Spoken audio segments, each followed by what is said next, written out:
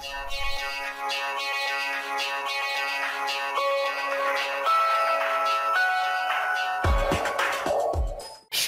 ভবন online desk চীনাদের প্রযুক্তি বিশ্ব স্বীকৃত ক্রমেই তারা প্রযুক্তিগত ও অর্থনৈতিক উন্নতির মাধ্যমে উন্নতির শিখরে অবস্থান করছে।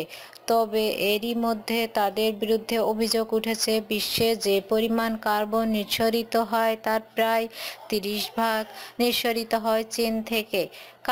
ফলে কার্বনের প্রভাবে সেসব দেশ ক্ষতিগ্রস্ত হচ্ছে যা এর ক্ষতিস্বরূপ ক্ষতিপূরণ চাচ্ছে।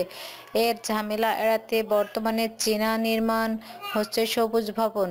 এরকম দুটি ভবন নিয়ে আজকের চিত্রবিচিত্র চীনের জিয়াংসু প্রদেশের নানজিং শহরে দুটি ভবন নির্মাণের উদ্যোগ নেওয়া হয়েছে, যাদের বলা হচ্ছে ভার্টিক্যাল ফরেস্ট টাওয়ার বা উলম্ব বন টাওয়ার। ভবন দুটির সামনের অংশে 100টির বেশি বড় ছোট গাছ ও গুল্ম দিয়ে সাজানো হয়েছে, যার থেকে ক্রমবর্ধমান কার্বন ডাইঅক্সাইড কিছুটা সামাল দেওয়া যাবে। সমস্ত ভবনে 600 বড় গাছ, 500 মাঝারি গাছ ও 2500 লতা ও গুল্ম জাতীয় গাছ রয়েছে। আয়তন 65,000 স্কয়ার ফুট। নাম দেওয়া হয়েছে নানজিং গ্রিন টাওয়ার। ভবনটি সবুজ বৃক্ষ থেকে বছরে 25 টনের মতো কার্বন শোষণ করা সক্ষম, যা প্রতিদিন প্রায় 60 কেজি। সুউচ্চ ভবন 600 ফুট লম্বা, যার উপরের অংশে আছে সবুজ লাইট। এর নবম তলা থেকে 36 তলা পর্যন্ত বিভিন্ন অফিস। আরও রয়েছে জাদুঘর, গ্রিন আর্কিটেকচার স্কুল ও ছাদের উপর একটি ব্যক্তিগত ক্লাব। দ্বিতীয় টাওয়ারটির উচ্চতা 355 ফুট, যেটি ব্যবহার করবে হায়াত হোটেল। রয়েছে 247টি কক্ষ ও ছাদের উপরে একটি সুইমিং পুল।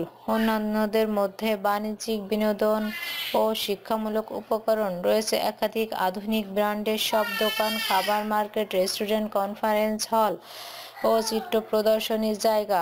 টাওয়ারটির উদ্বোধন করা হবে 2018 সালে, আর এটি হবে এশিয়ার একমাত্র উলম্ব বন আকৃতির টাওয়ার। টাওয়ারটি ডিজাইন করেন স্থপতি স্টিফেনো বলেই। এরকম আরও কয়েকটি আকাশচুম্বী ভবন রয়েছে মিলান, ইতালি ও সুইজারল্যান্ডে।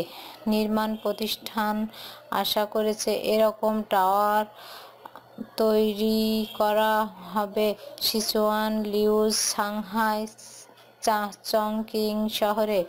গুয়াংজু শহরে তৈরি করা হবে 400 একর জায়গা জুড়ে ফরেস্ট বন হোটেল, যেখানে থাকবে জিম, লাউঞ্জ, ভিআইপি এলাকা, বার, কনফারেন্স রুম।